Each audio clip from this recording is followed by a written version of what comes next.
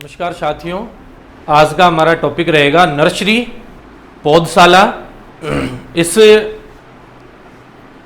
Topics में से भी जो अपने पुराने एग्जाम्स होते हैं प्रीवियस ईयर्स, इसमें से क्वेश्चंस पुट अप होते हैं।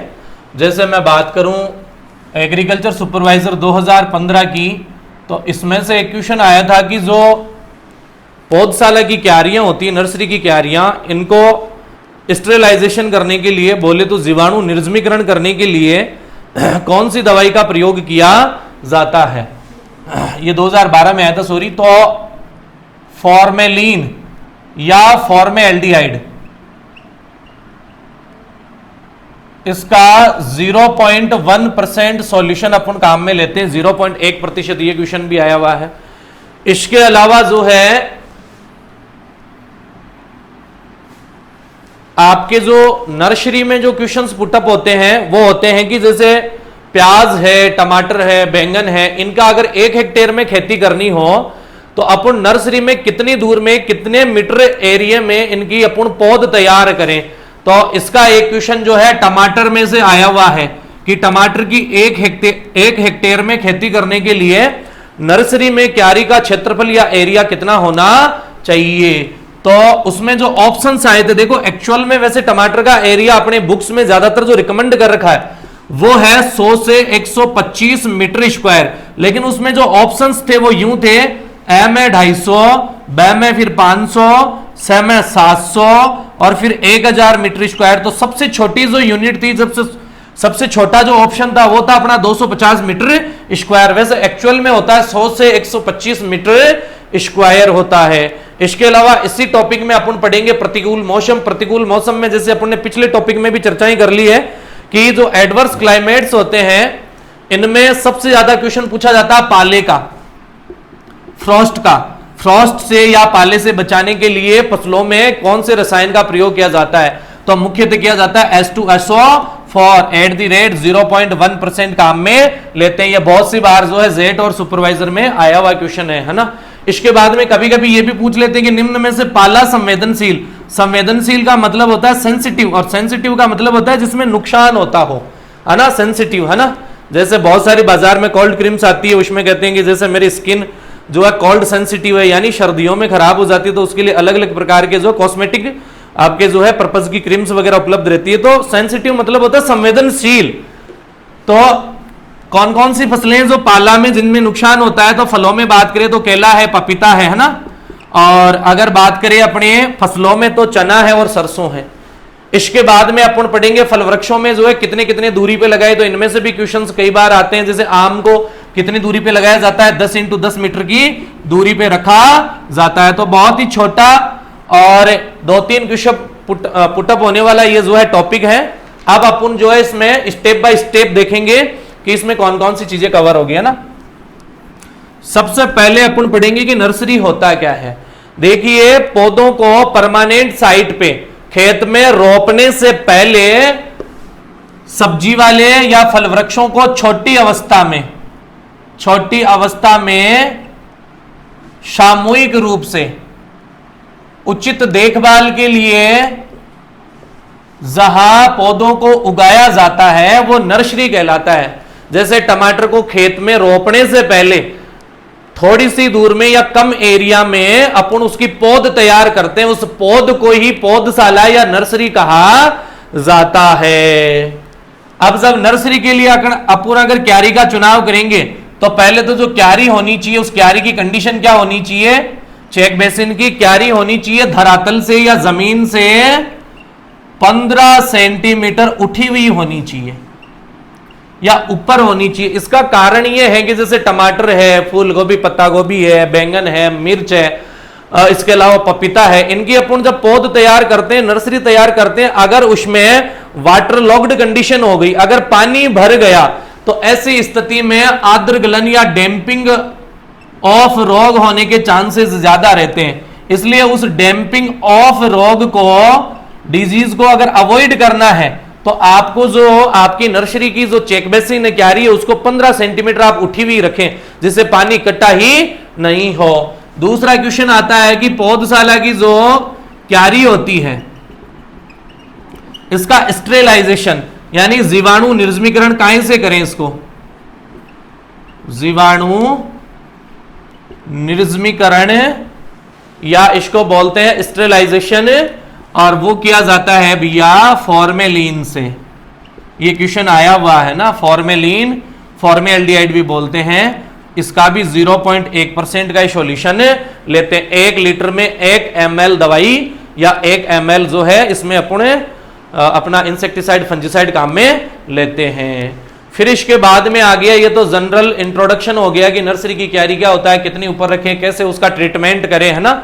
अब इसके बाद में नर्सरी से पौधशाला से जो अपन पौधे परमानेंट खेत में लगाएंगे, पौधशाला से पौधों को रोपने की आयु, रोपने का मतलब हो गया उनको खेत में ले जाने की, ट्रांसप्लांटिंग, है ना, ट्रांसप्लांटिंग। पौधशाला से पौधों को रोपने या ट्रांसप्लांटिंग की आयु या उम्र कितनी होनी चाहिए, है ना। सबसे पहले पढ़ेंगे कि जो अपने फूल वाले पौधे हैं, अगर फूल वाले पौधों की अपन ने नर्सरी तैयार की है, पौध तैयार की है, जैसे हजारा हो गया, गेंदा हो गया, ग्लेडियोलस हो गया, जरबेरा हो गया, इनकी अगर अपन पौध तैयार करते हैं तो लगभग 3 to 4 वीक्स में, 3 से 4 सप्ताह में वो जो है परमानेंट साइट पे या खेत में रोपने के योग्य हो जाती है। अगर बात करें वेजिटेबल्स की, सब्जियों की अगर बात करें तो सब्जियां लगभग 4 से 6 सप्ताह में आपकी जो है पौधरोपण के लिए, ट्रांसप्लांटिंग के लिए तैयार हो जाती है। सब्जियों में एक एक्सेप्शन है, अपवाद है, अपवाद है प्याज। प्याज की पौध 4 से 6 सप्ताह में तैयार नहीं होती है, यह होती है 7 से 8 सप्ताह में। लगभग 50 से 55 दिन चाहिए इसको, 2 महीने से थोड़े से कम दिन होने चाहिए, 50 से 55 दिन। अगर 55 दिन से भी ज्यादा की पौध हो जाएगी तो फिर उसमें बोल्टिंग की समस्या आ जाएगी, जिसको नरडा कहते हैं, है ना। बीज, ऊपर बीज के लिए एक स्टाक का निकलना, है ना, सीड स्टाक का। इसके बाद में फिर आता है अपना फल। तो फलों को नर्सरी से ट्रांसप्लांटिंग करने के लिए 6 से 12 माह का समय उपयुक्त रहता है। या तो 6 महीने का हो, जैसे आपने आम की गुठली जैसे लगाई, उसकी पौध तैयार करके थैलियों में, तो 6 से 12 माह में तैयार हो जाएंगे। जैसे बेर है, बेर के अलावा अनार की कलम लगा रखी है, अलग अलग प्रकार की जो चीजें लगा रखी है, अलग अलग फल वृक्ष लगा रखे हैं, वो 6 से 12 माह में तैयार हो जाते हैं। इसमें भी एक एक्सेप्शन है, अपवाद है, जो इससे कम समय में तैयार होता है, वो है पपीता। अगर आपने पपीता की पौध तैयार कर रखी है तो वो लगभग 2 माह में ट्रांसप्लांटिंग एज में आ जाती है, पौध रोपण की आयु में आ जाती है, इसको खेत में लगाना पड़ता है। तो ये नर्सरी में अलग अलग प्रकार के पौधों को अलग अलग समय में ट्रांसप्लांटिंग करने की एज हो गई। थोड़ा सा आप देख लेना, हालांकि इस टाइप के क्वेश्चंस कम ही सीन होते हैं, कम ही रिपीटेड होते हैं, आते भी कम ही है। इसके बाद में भैया जो क्वेश्चंस आने की संभावनाएं रहती है वो ये रहती है कि जैसे आपको 1 हेक्टेयर में प्याज लगाने हैं तो आप उसके लिए पहले पौध तैयार करेंगे, यानी नर्सरी तैयार करेंगे, तो वो आप कितने मीटर या कितने एरिया में उसकी पौध तैयार करनी चाहिए। तो अपना अभी नर्सरी में नेक्स्ट टॉपिक रहेगा कि नर्सरी में सब्जियों की प्रति हेक्टेयर, यानी 1 हेक्टेयर में रोपाई हेतु क्यारी का क्षेत्रफल, यानी कितनी दूर में अपन पौध तैयार करें कि 1 हेक्टेयर में अपनी रोपाई या खेती हो जाए। अब इसको एकदम आसान तरीके से याद करने के लिए मैंने एक जनरली छोटा सा ट्रिक बना रखी है और आपको आसानी से याद हो जाएगी। इसको आप याद रखें, 2-3 बार रफ कॉपी में लिखेंगे, याद हो जाएगी। 100 टबेची 100 टबेची गोपबा, 100 टबेची गोपबा। इसमें आपके क्या होता है कि जितने भी वेजिटेबल्स का जो पहला अल्फाबेटिक जो अक्षर आएगा वो आपका इसमें आ जाएगा। उसके बाद आपको गिनती लिखनी है कि किसमें कितने मीटर की क्यारी लेनी है। 100 टबेची गोपबा। अब इसमें इधर तो अपन सीरियल नंबर लिख लेंगे, क्रम संख्या, इधर सब्जी या फसल का नाम लिख लेंगे, नेम ऑफ द वेजिटेबल या क्रॉप, और इधर लिख लेंगे उसकी नर्सरी में जो एरिया लेंगे, क्षेत्रफल लेंगे, और क्षेत्रफल किस में लेंगे, मीटर स्क्वायर में। तो देखिए पहले मैंने लिखा है 100 से हो जाएगा सौंफ, फेनल, सौंफ, धनिया, जीरा, मेथी, ये दोनों एग्रोनॉमिक और हॉर्टिकल्चरल दोनों ही प्रकार की फसलें होती है। ये सस्य विज्ञान में भी आती है और उद्यान विज्ञान में भी आती है। पोटैटो इज ऑल्सो, आलू भी इसी का उदाहरण है ना। तो 100 से हो गया सौंफ, टैसे हो गया टमाटर, टोमेटो, और बेसे हो गया बैंगन, एग प्लांट, और चीसे हो गया चिल्ली, और चिल्ली बोलते हैं मिर्च को, दोनों, बोथ हॉट एंड स्वीट, मीठी और तीखी दोनों मिर्च है ना। ची हो गया, फिर इसके बाद में देखो 100 टबेची, गो से हो जाएगा गोभी, गोभी में दोनों ही कॉल क्रॉप्स आ जाएगी, फूल गोभी और पत्ता गोभी, बोथ दोनों आ जाएगी, फूल गोभी और पत्ता गोभी, कॉलीफ्लावर और केबेज दोनों इसमें आ जाएगी। और फिर इसके बाद में आता है पै, और पैसे हो जाएगा प्याज, ऑनियन, और फिर लास्ट में हो जाएगा आपका बासे हो जाएगा बाजरा। बाजरा में भी कई बार एग्रोनॉमी में अलग अलग कंपटीशंस में है ना, ज़ेआरएफ, एशआरएफ, नेट्स, इनमें पूछ लेते हैं कि बाजरा से अगर आप नर्सरी तैयार करके अगर खेती करना चाहो तो कितनी दूर में आप क्यारी का क्षेत्रफल रखेंगे। अब देखिए अगर ये याद हो गया आपको और इनके नाम याद हो गए तो अब आपके लिए कोई ज्यादा मुश्किल काम नहीं बचा है ना।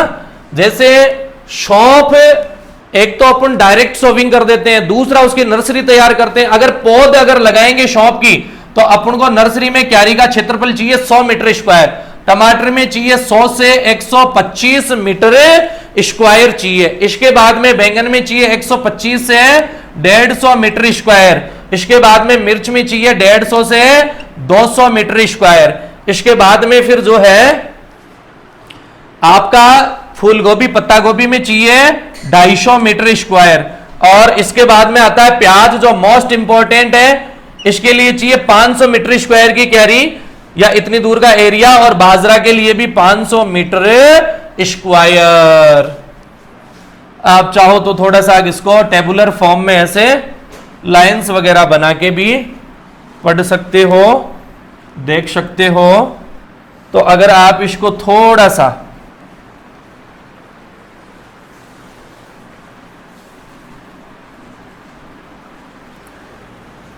अगर एक दो बार रफ कॉपी में लिख के कोड के हिसाब से पढ़ेंगे तो आपको याद हो जाएगा 100 टबेची गौप, और ये आपकी वेजिटेबल्स आ जाएगी।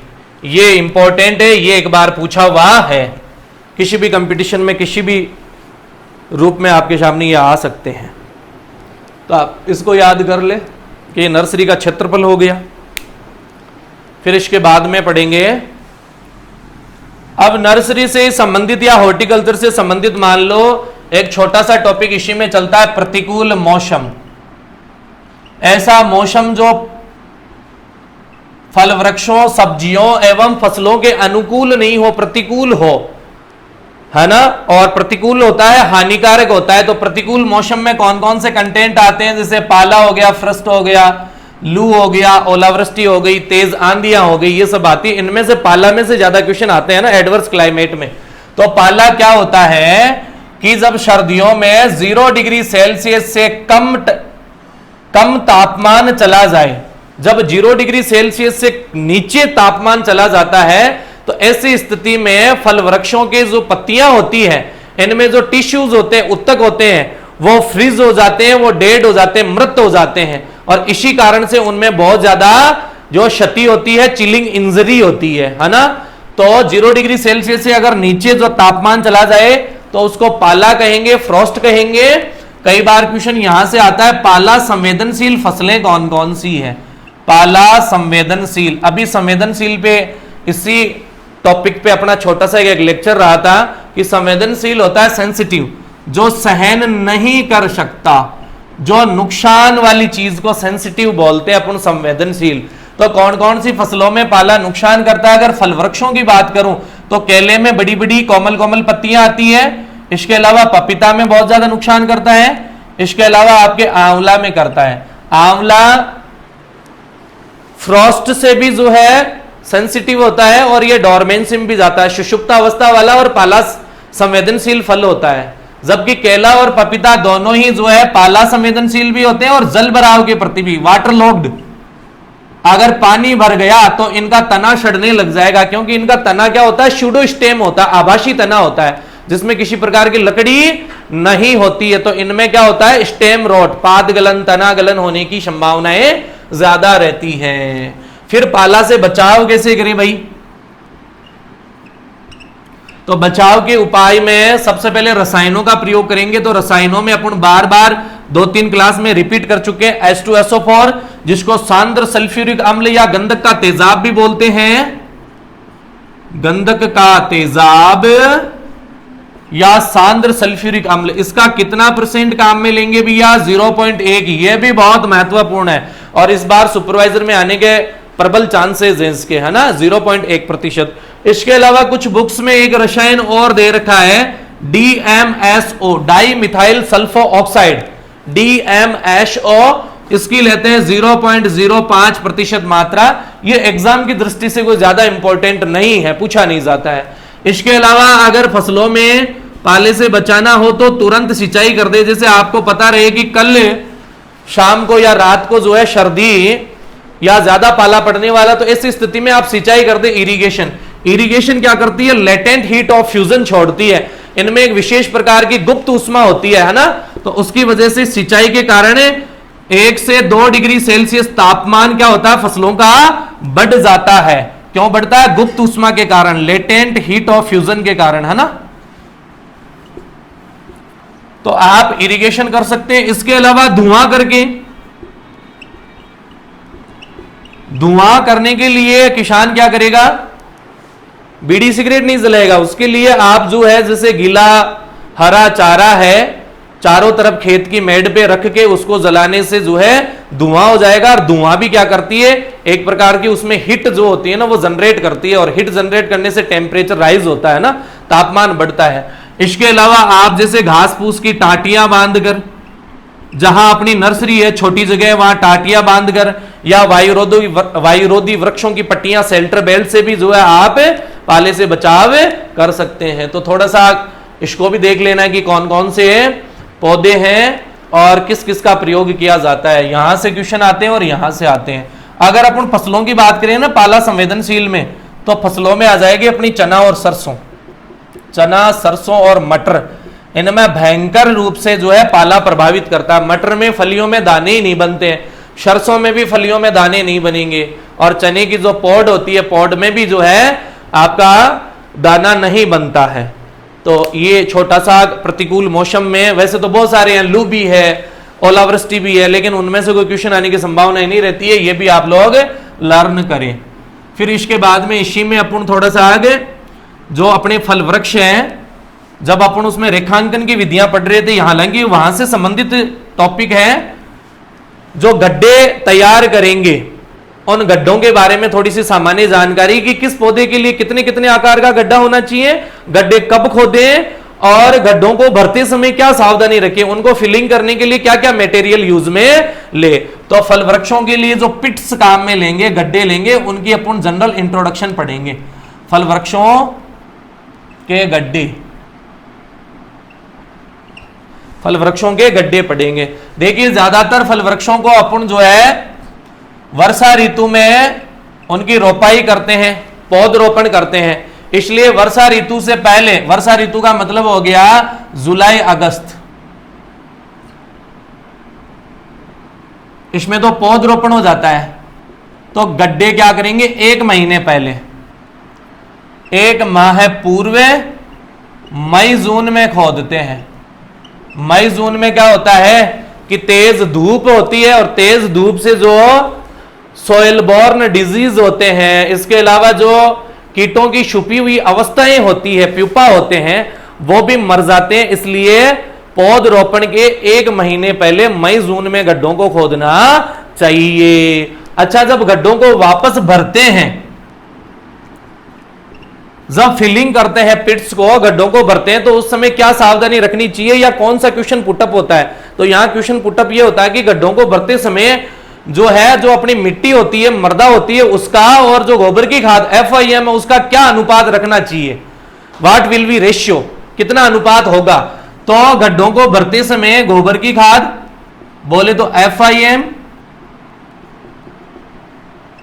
प्लस मृदा बोले तो सॉइल, दोनों 1:1 यानी बराबर बराबर मात्रा में, यानी दोनों 50-50% काम में लेनी चाहिए। जैसे कि किसी गड्ढे को खोदने पर आपको 20 किलो मिट्टी निकालनी पड़ी, तो 10 किलो तो वापस से मिट्टी डाल दो और 10 किलो उसकी जगह गोबर की खाद और उसमें लगा दो आपका पौधा। तो ये भी आपको थोड़ा सा पता होना चाहिए कि पिट्स को फिलिंग करते समय, भरते समय वापस जो है मिट्टी और गोबर का अनुपात क्या रखना चाहिए। अब गड्ढों के आकार से संबंधित, हालांकि यहां से क्वेश्चन आने के चांसेस कम है।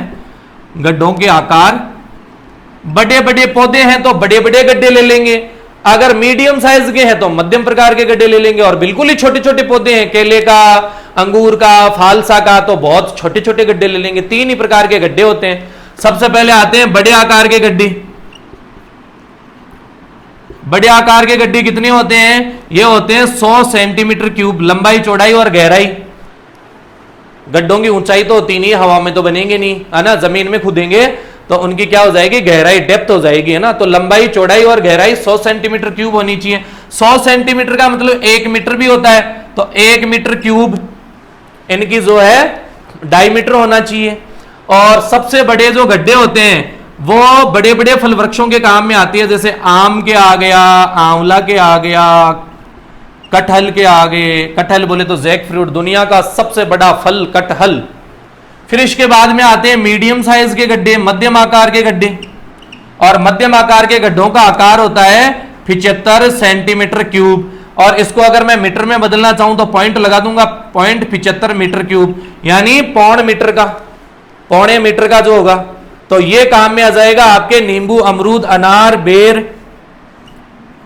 नींबू, अमरूद, अनार, बेर, इनमें काम में आ जाएगा। फिर इसके बाद में आते हैं छोटे गड्ढे, स्मॉल साइज के पिट। ये होते हैं 50 सेंटीमीटर की, 50 सेंटीमीटर का हो गया 0.50 मीटर क्यूब। 50 मीटर क्यूब का मतलब 0.50 मीटर क्यूब का हो गया आधा मीटर, तो आधा आधा मीटर के, यानी जो ऊपर वाला गड्ढा है बड़ा वाला, उसका जस्ट आधा ही हो गया। तो ये बिल्कुल छोटे छोटे पौधों के लिए काम में लिए जाते हैं, जैसे केला, पपीता, फालसा, केला, पपीता, फालसा, बनाना, पपाया, फालसा, स्टार फ्रूट जो बोलते हैं।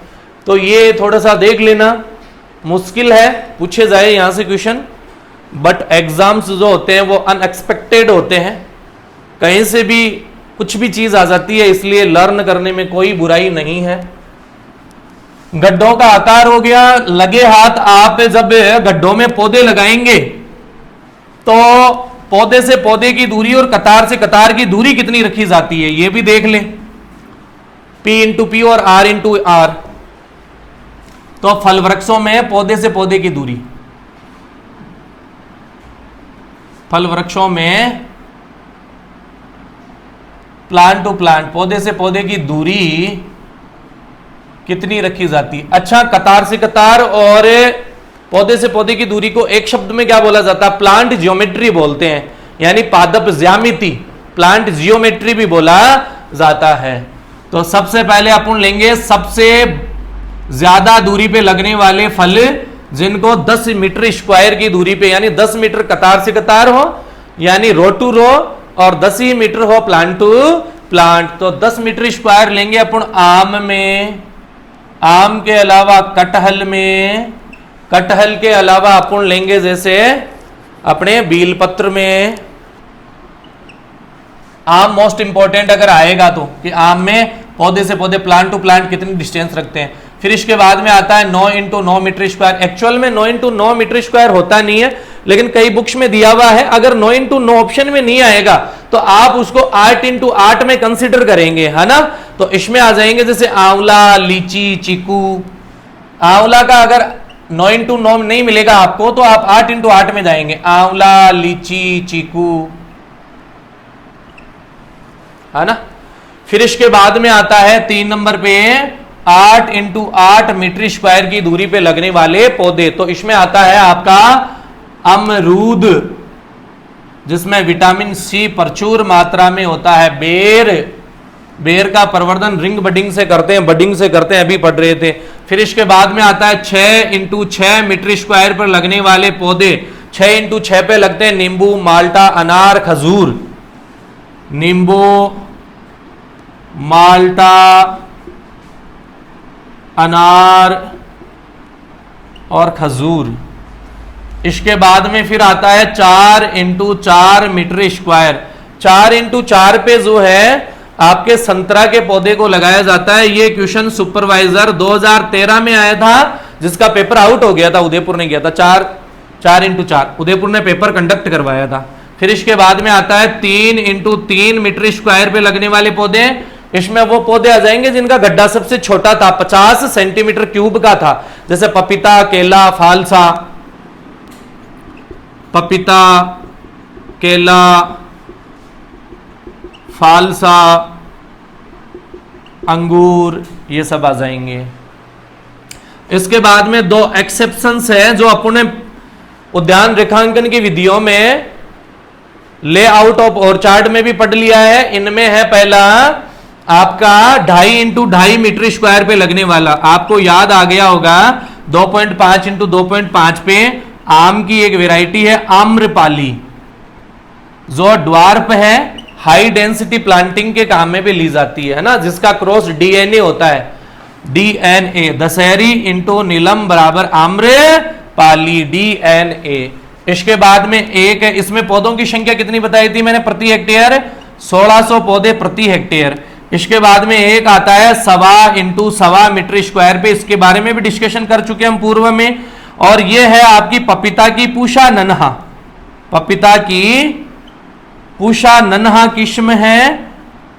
और इसके भी बहुत सारे क्वेश्चन है कि पॉट गार्डनिंग, गमलों में उगाने के लिए, किचन गार्डन गृह वाटिका के लिए, उत्परिवर्तित बोले तो म्यूटेंट है ना, तो ऐसी कौन सी वैरायटी है, पूषा नन्हा है। और इसमें प्रति हेक्टेयर पौधों की संख्या कितनी होती है, 6400 पौधे प्रति हेक्टेयर। इसी के साथ में एक छोटी सी यूनिट थी आपकी, जिसमें हमने अलग अलग प्रकार टुकड़ों के रूप में पढ़ा कि नर्सरी की क्यारी में जो है